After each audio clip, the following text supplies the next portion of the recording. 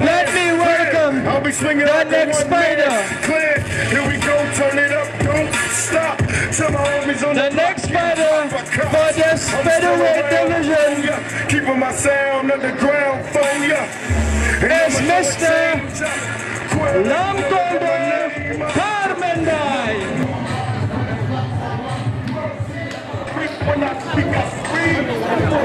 From having crazy dreams, been the pictures of my enemies, family time, got to keep.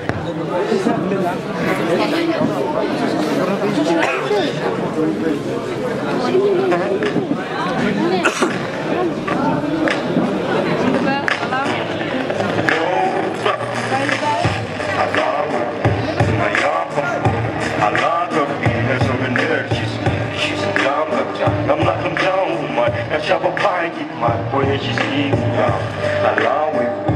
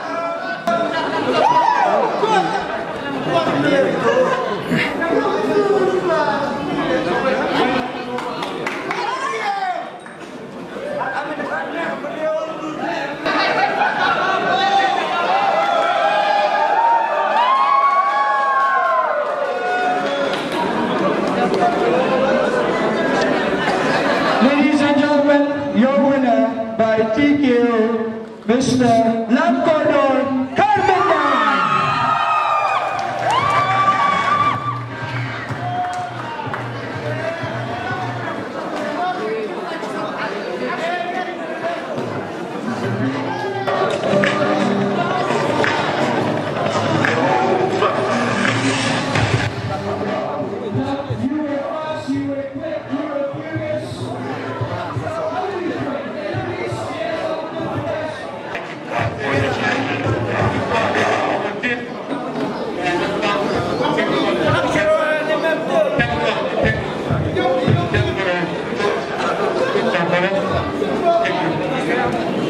Thank you. Ladies and gentlemen, please put your hands together for Lamcolder Carmendai.